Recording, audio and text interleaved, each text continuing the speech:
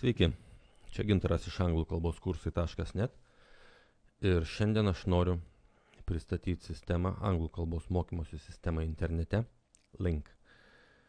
Ir kodėl dabar būtent šią sistemą? Visų pirma dėl to, kad čia mokausi aš pats.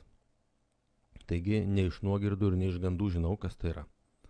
Antras dalykas, šitą sistemą sukūrė žmogus, kuris laisvai kalba 11 kalbų. Taigi žmogus, kuris ne iš nuogirdų ir ne iš reklaminio briedo skaitimo žino, kaip mokytis kalbų. Jo aktyvaus kalbų mokymosi stažas jau yra beveik 50 metų, 47 jeigu būti visiškai tiksliam. Ir visą tą laiką šitas žmogus nepertraukiamai mokosi naujų kalbų. Yra perėjęs per daugybę sistemų, per daugybę metodikų, išbandęs turbūt viską, ką tik tai įmanoma.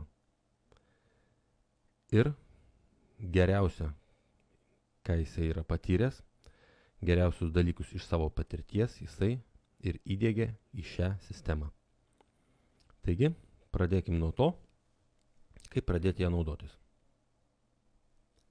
Spaudžiame mygtuką Sign Up Free. Ir mums atsidaro registracijos langas. Užpildome laukelius. Čia pasirenkame, kurią kalbą mes mokysimės. Gimtoji kalba reikalinga tam, kad į šią kalbą yra daromas vertimas, tada, kai mes pasižymėme naujus žodžius. Tačiau lietuvių kalbos čia nėra, todėl mes pasirinkame anglų kalbą ir gausime paaiškinimus anglų kalba. Toliau pasirinkame šalį. Jeigu mes norim gauti naujienas, paliekame varnelę. Jeigu nenorime, nuimam. Toliau laiko zona. Laiko zona yra reikalinga tam, kai mes derinsime pokalbius su savo vadovais, kad galėtume susiderinti tiksliai, pavyzdžiui, kiek bus valandų, nes jeigu jūsų vadovas bus kanadietis, tai ten šiek tiek yra kitas laikas negu Lietuvoje. Taip, gali būti ir Talinas, gali būti ir Ryga, čia netiek svarbu, +2 mūsų laikas yra. Faktiškai to užtenka. Spaudžiame mygtuką Create My Account. Atsidaro namų puslapis ir pirmas dalykas, ką reikia padaryti, tai keliaujame į Lessons ir Library. Čia mes pasirinksime medžiagą. Čia yra išvardinti medžiagos gamintojai. Pakol mes nežinome, kas tai yra, spaudžiame bet ką. Ir po to, va šitoj vietoj pasirinksime visus gamintojus, all providers. Toliau kategorijos, kas mus domina, iš ko mes norim mokytis. Sistemos idėja, kad mokytis reikia tik iš tos medžiagos, kuri yra įdomi. Kitaip mums nusibos ir greičiausiai, kad mes mesime savo mokslus taip niekur nepasiekę. Taigi, sakykime, kad man yra įdomu kalba. Taip, labai įdomu. Arba Link. Labai įdomu, kas čia yra per sistema ir kaip ją naudotis. Taigi aš pasirenku šitą dalyką. Toliau. Čia tegu būna viskas. Lygis. Pasirenkame lygį, kuris mūsų manymu mums yra geriausiai tinkamas. Apie lygius yra šioks toks pasufleravimas iš Steve'o Kaufmano. Tai yra pagal žinomų žodžių kiekį. Mes galime priskirti save vienam ar kitam lygiui. Tai nėra taip jau baisiai svarbu, koks tas yra lygis.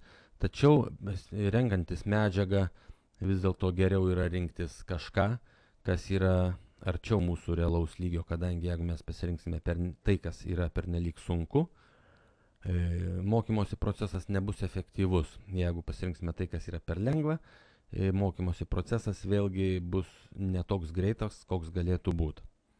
Taigi renkamės tai, kas yra mums arčiau dūšios. Dabar kaip tą lygį maždaug nuspėti. pagal Steve'ą Kaufmaną, jeigu mes žinome 2000 žodžių, vadinasi, tai yra beginner 1 lygis. Jeigu mes žinome 3500 žodžių, tai jau geriau rinktis medžiagą iš beginner 2. Jeigu mes žinome 5000 žodžių, mums tinkamiausias lygis yra intermediate 1. Toliau 7500 žodžių, tai bus intermediate 2. Advanced lygį, advanced 1 galime rinktis tada, kada mes jau mokame 10 000 žodžių. Ir jeigu mes mokame 12 500 žodžių, galime pasirinkti advanced 2. Dar yra akcento pasirinkimo galimybė. Tiems, kurie yra apsisprendę, gali pasirinkti, kurio akcento jie nori mokytis. Taigi, jau turime šokį tokį turinį čia.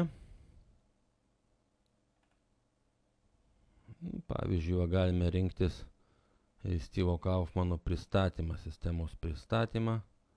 Čia galima pasižiūrėti visą kolekciją, jeigu tokia yra. Čia yra 2 pristatymai, vienas iš jų beginnerių lygio, kitas intermediate. Čia galima turėti preview, paklausyti, kas tai yra per daiktas. Čia mes jau pasiimam, paspausdami tą mygtuką, pasiimame pamoką savo. Aš kol kas tą langą uždarysiu. Kitas būdas spausti tiesiog čia ant nuorodos ir pasiimam pamoką spausdami šitą mygtuką. Taigi, pamoka atidaryta ir mes galime pradėti dirbti. Kaip mes dirbame su šitom pamokom, ką mes su jomis veikiame, koks šito darbo tikslas, apie tai sekantį kartą. O kol kas, ačiū, kad žiūrėjot. Čia buvo Gintaras, anglų kalbos kursai.net ir iki kito karto.